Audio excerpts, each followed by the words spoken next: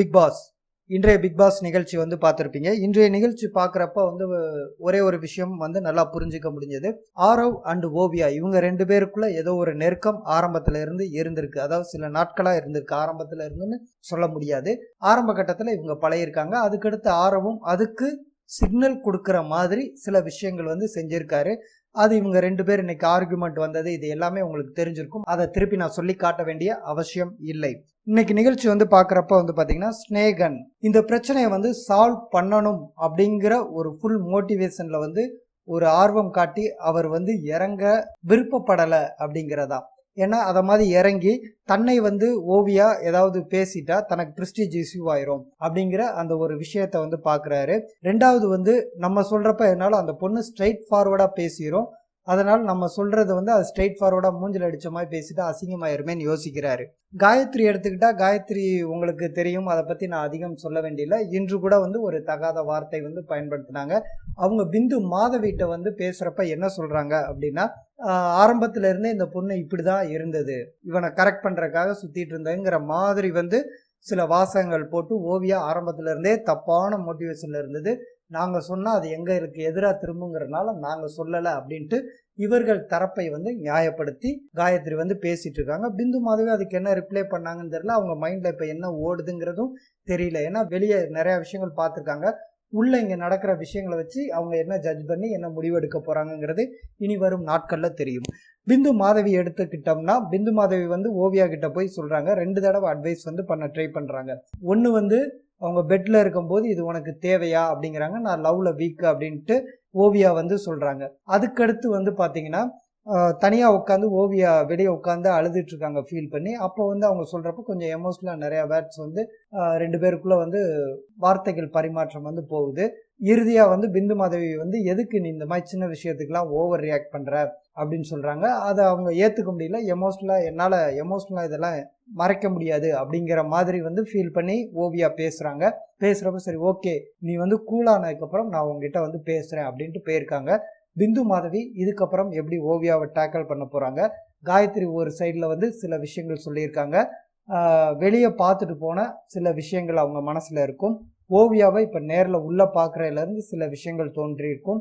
இதுல இருந்து எந்த மாதிரி விஷயங்களை முன்னெடுக்க போறாங்க அப்படிங்கிறது இனிமேல் தான் தெரியும். ஏன்னா பிந்து மாதவியோட மைண்ட்ல என்ன ஓடுதுங்கிறத ஜட்ஜ் பண்ற அளவுக்கு எந்த ஒரு சீன்ஸோ ஷார்ட்ஸோ இன்னும் இடம்பெறல அப்படிங்கிறதா உண்மை. அப்புறம் இன்னைக்கு முக்கியமான கதாபாத்திரம் அப்படின்னு எடுத்துக்கிட்டோம்னா ஜூலி. உன்னை கொஞ்சம் கொன்னாதான் என்ன அப்படிங்கிற ஜூலி அப்படின்ட்டு ஒரு பாட்டு பாடிட்டு ஸ்மோக்கிங் ரூம்ல ஆரவுட்டர்னு பேசிட்டு வெளியே வருவாங்க ஓவியா. வெளியே வந்தப்ப இந்த பாட்டை பாடிட்டு போவாங்க. போனதுக்கு அப்புறம் வந்து ஆரவ் கிட்ட அதை அப்படியே வந்து கம்ப்ளைண்ட் பண்ணிட்டு எனக்கு செம்ம டென்ஷன் ஆகுதுண்ணா அதாகண்ணா இதாகண்ணான்ட்டு பேசுவாங்க. அதுக்கு அடுத்து உள்ள போயிட்டு அதை சொல்றப்ப என்னை பார்த்து கை காட்டி சொல்றா அப்படின்ட்டு சக்தி கிட்டையும் காயத்ரி கிட்டையும் சொல்லுவாங்க. எப்பயுமே 1-2 வேர்ட்ஸ் சேர்த்து அதை எக்ஸ்ட்ரா பூட்டப் பண்ணி அடுத்தவங்களை வந்து முழுமையா டவுன் பண்றதுல வந்து அவங்க இன்னும் அந்த மனநிலை அந்த குணத்துல இருந்து மாறல அப்படிங்கறது வந்து புரிஞ்சுக்க முடியுது. இத மாதிரி அவங்க பாடினாங்க. இந்த காதலை கேட்டீங்க, அந்த காதலை வாங்கி விட்டுட்டு போயிட்டீங்கன்னா பிரச்சனை இல்லை. இதை உடனே அடுத்தவங்ககிட்ட போயிட்டு கொண்டு போய் சேர்த்து அதுதான் பிரச்சனைக்கான மூல காரணமே.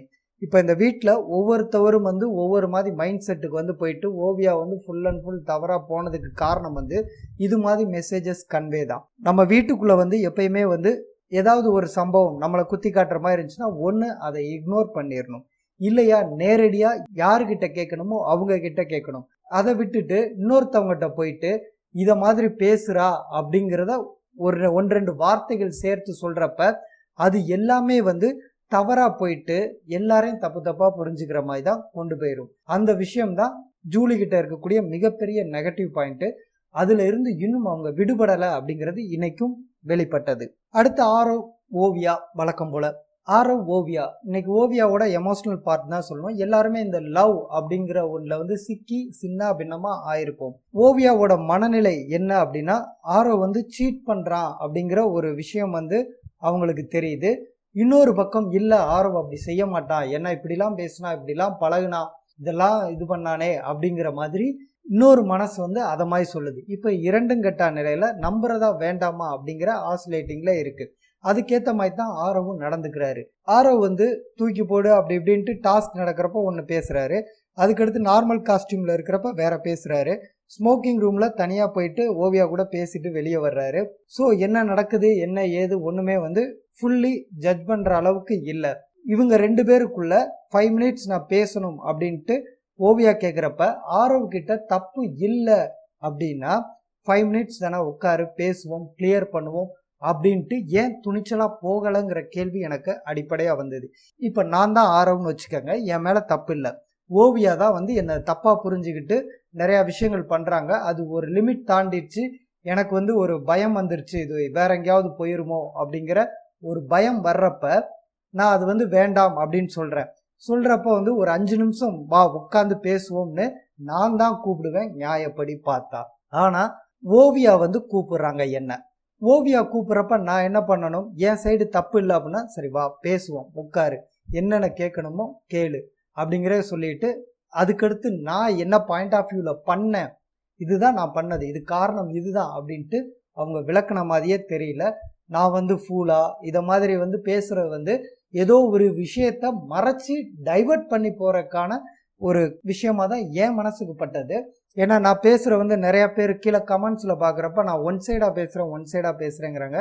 என் மனசில் நான் பார்க்கக்கூடிய அந்த விஷயங்கள் அலசுறப்ப என் வாழ்க்கையில் நடந்த அனுபவங்கள், எனக்கு ஏற்பட்ட அனுபவங்கள், இதன் அடிப்படையில் தான் நான் வந்து இங்கே நடக்கக்கூடிய அந்த சம்பவங்களை வச்சு நான் யூகிச்சு போடுறேன். அந்த விஷயங்கள் தான் நான் பண்ணுறேன். ஸோ இந்த விஷயங்கள்லாம் வச்சு அனலைஸ் பண்ணுறப்போ வந்து பார்க்குறப்போ ஓவியா சைடில் வந்து தவறுகள் இல்லை அப்படிங்கிற மாதிரி தான் எனக்கு தோணுது. ஆரவ் தான் வந்து ஏதோ ஒரு விஷயத்துக்காக, ஏன்னா ஓவியா ஸ்ட்ரைட் ஃபார்வர்டாக கேட்குறாங்க. போன வாரம் வரைக்கும் உனக்கு ஓகேவா இருந்துச்சு, இந்த வாரம் ஏன் ஓகே இல்லை, இதே இதுதானே ஆரம்பத்துல இருந்து செஞ்சிட்டு இருக்கேன் நான் அப்படிங்கிறாங்க. நம்மளும் பார்த்துருக்கோம் ஏற்கனவே வந்து ஓவியா தலையை இவர் கோதி விடுவாரு, அவர் தலையை கோதி விடுவாங்க, ஐஸ்கிரீம் மாற்றி மாற்றி ஊட்டி விடுவாங்க. இது எல்லாமே வந்து கடந்த எபிசோட்ல போன வாரம் வரைக்கும் நடந்தது. இந்த வாரம் மட்டும் அவருக்கு இமேஜ் அப்படிங்கிற ஒன்று வந்துருச்சு அப்படிங்கிற மாதிரி ஒரு விஷயங்கள் வந்து கிரியேட் ஆகுது. இது டிஆர்பிக்காக விஜய் டிவி பண்ணுறாங்களா இல்லை ரியலாகவே இப்படி தான் போகுதா அப்படிங்கிறது வந்து அதை அனலைஸ் பண்ண நான் விருப்பப்படல. என்னை பொறுத்த வரைக்கும் இப்போ நடக்கக்கூடிய சம்பவங்கள் வந்து உண்மை அப்படிங்கிற ரீதியில் நான் அனலைஸ் பண்ணி தான் போடுறேன். இன்னைக்கு எபிசோட்ல இருந்து நான் ஒரே ஒரு சின்ன விஷயம் சொல்லிக்க ஆசைப்படுறேன். எல்லாருமே வந்து இதை மாதிரி லவ் அப்படிங்கிற ஒன்று வர்றப்ப எக்ஸ்ட்ரீம் லெவல் போயிட்டு ஏமாறுறோம் தெரிஞ்சோம் திரும்ப திரும்ப ஏமாந்துக்கிட்டு தான் இருப்போம். இதுக்கு ஒரு சின்ன கதை சொல்லிட்டு நான் முடிச்சிடலாம் அப்படின்னு இருக்கேன். ஒரு காவல்துறை அதிகாரி, நேர்மையான அதிகாரி இருப்பாரு. அந்த அதிகாரி வந்து பாத்தீங்கன்னா ஒரு திருடனை வந்து ரொம்ப நாள் தேடின திருடனை பிடிச்சிருவாரு. பிடிச்சிட்டு ஒரு கூட்டு போறப்ப ஒரு காஃபி ஷாப் பக்கத்துல வந்து அந்த திருடன் கேட்பான், ஐயா எனக்கு காஃபி குடிக்கணும் அப்படின்ட்டு கேட்பான். நான் உன் கூட உள்ள வந்தேன்னா என்னையும் தப்பா நினைப்பாங்க, அதனால நீ குடிச்சிட்டு வா நான் வெளியே நிக்கிறேன் அப்படின்ட்டு இந்த காவல்துறை அதிகாரி சொல்லுவாரு. இவன் உள்ள போயிட்டு காஃபி குடிச்சிட்டு அந்த காஃபி ஷாப்க்கு 2 வாசல் இருக்கும், பின்வாசல் வழியா தப்பிச்சு போயிடுவான். நம்மளை ஏமாத்திட்டானே அப்படின்னு சொல்லிட்டு ஃபீல் பண்ணுவாரு. திரும்ப ஒரு வாரம் கழிச்சு அந்த திருடனை பிடிப்பாரு. போன இடம் என்ன ஏமாத்திட்டியாடா அப்படின்னு சொல்லிட்டு கேட்டு திரும்ப பிடிச்சு கூட்டு போறாரு. வாடா ஸ்டேஷன்ல வச்சு உன்னை முட்டி தட்டுறேன் அப்படின்னு சொல்லிட்டு கூட்டு போறாரு. கூட்டு போறப்ப திரும்ப அதே காஃபி ஷாப்க்கு வருவான். வர்றப்ப ஐயா நான் காஃபி சாப்பிடணும் அப்படின்னப்ப இவர் தான் நல்லவராச்சே, சரி சாப்பிட்டு வா, ஆனா வந்து நீ பின்வாசல் வழியா ஓடிடுவ, அதனால உன்னை எப்படி அனுப்புறது அப்படின்னோடனே உங்களுக்கு சந்தேகமா இருந்தா நீங்க பின்வாசல்ல நில்லுங்க அப்படின்ட்டு இந்த காவல்துறை அதிகாரிட்ட சொன்னோன்னே இந்த அப்பாவையும் அந்த சைடு போய் நின்றுவார். இவன் காஃபி குடிச்சிட்டு முன்வாசல் வழியா ஜாலியா போயிடுவான். அதுக்கடுத்து 3வது தடவை ஒரு வாரம் கழிச்சு திரும்ப அவனை பிடிப்பாரு. பிடிச்சிட்டு என்ன 2 தடவை ஏமாத்திட்டியாடா அப்படின்னு சொல்லிட்டு திரும்ப கூட்டு வரப்ப அதே காஃபி ஷாப் வரும். அதே காஃபி ஷாப் வந்து ஐயா நான் காஃபி சாப்பிட்றேன் அப்படின்ட்டு அவன் கேட்பான்.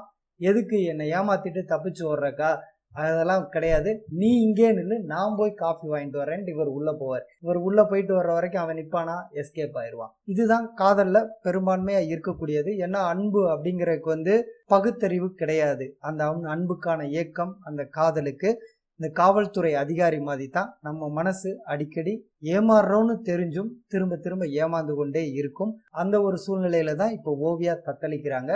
என்னோட தனிப்பட்ட விருப்பம் என்ன அப்படின்னா, ஓவியா வந்து உள்ள இருக்கிறத விட ஒரு 1 வீக் வெளியே வந்துட்டு ரெஃப்ரெஷ் ஆயிட்டு மீண்டும் உள்ள போனாங்க அப்படின்னா நல்லா இருக்கும்.